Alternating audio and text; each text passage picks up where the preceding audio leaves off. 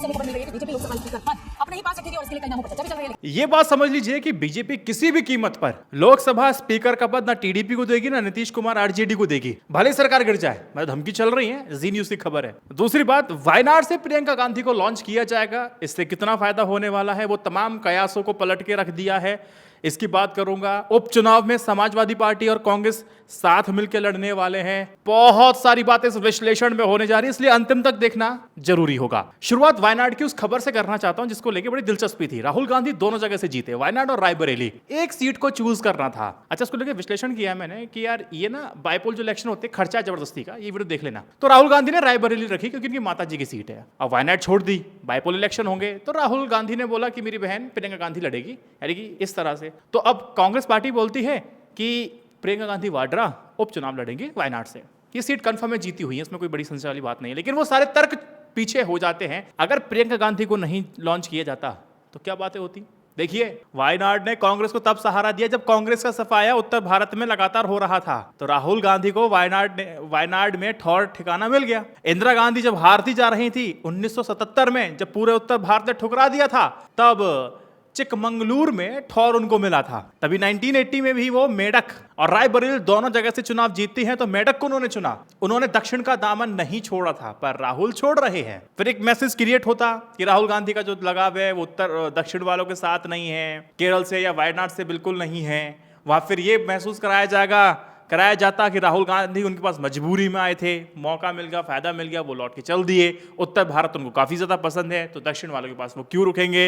राहुल गांधी की पहली पसंद दक्षिण भारत है। इस तरह के भावनात्मक मुद्दे बनते और स्वाभाविक है, पब्लिक के सेंटिमेंट्स पे जाकर के हर्ट मतलब लगते बिल्कुल। लेकिन ये सारी बातें अब बिल्कुल खत्म है, क्योंकि राहुल गांधी बोले कि मेरी बहन वायनाड से लड़ने जा रही है। अब दो सांसद होंगे आपके, मतलब इस तरह से उनका बयान आता है। तो राहुल गांधी, तो प्रियंका गांधी वाड्रा और वायनाड से लड़ने जा रही हैं। संसद के अंदर देखना बड़ा दिलचस्प होगा। अखिलेश यादव, राहुल गांधी, प्रियंका गांधी, इस बार बहस सुनने का बड़ा अपना अलग मजा आएगा। फायदा निश्चित तौर पे कांग्रेस को होगा, इसमें कोई बड़ी बात नहीं है, दो राय नहीं है। शैली हमें उनकी पता है, प्रियंका गांधी वाड्रा की बहुत जबरदस्त है। अब अगली बात करते हैं, स्पीकर पद को लेकर घमासान मचा हुआ है। टीडीपी आरजेडी कहते हैं हमें चाहिए, बीजेपी नहीं देगी। वजह मैं आपको बताता हूं। ये बात बिल्कुल स्पष्ट है, बीजेपी अपने दम पर बहुमत हासिल नहीं कर पाई। बीजेपी 240 सीटें जीतकर सबसे बड़ी पार्टी बनकर उभरी तो है, लेकिन पे दम पर नहीं, बहुमत से 32 सीटें दूर है। एनडीए ने 293 सीटों पर जीत हासिल करते हुए फिर से सत्ता में काबिज तो हो गई, लेकिन समस्या यह है कि वो ना जो तलवार जो होती है वो लटकी हुई है। अब एनडीए में बीजेपी के अलावा इस पर नीतीश कुमार की जनता दल यूनाइटेड जेडीयू और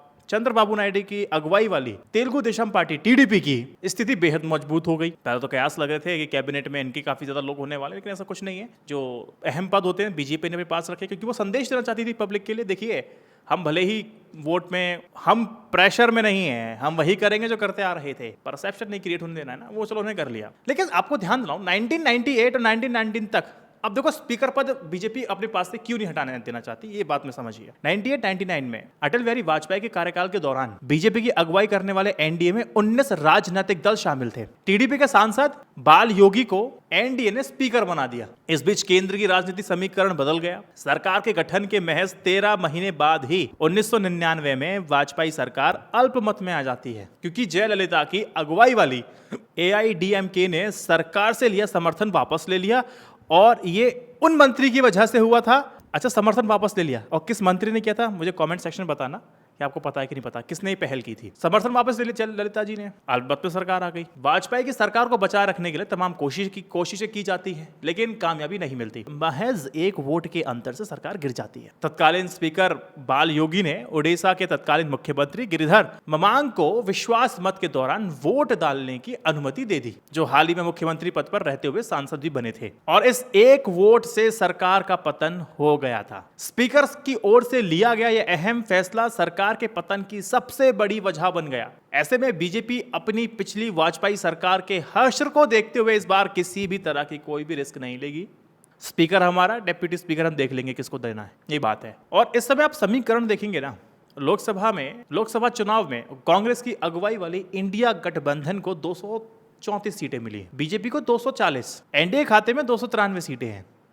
इस वजह से टीडीपी 16 और जेडीयू 12। एनडीए में अन्य बड़े सहयोगी दल हैं, और इन दोनों दलों का कोई भी फैसला सरकार के अस्तित्व पर संकट डाल सकता है, इस बात को बीजेपी भी जानती है। लेकिन बीजेपी कह रही चलो ऐसा करते हैं कि बीजेपी स्पीकर पद अपने पास रखेगी, डिप्टी स्पीकर का जो पद है ना वो जेडीयू या फिर टीडीपी में से किसी एक दल को वो दे सकती है, इस पे बात बनेगी।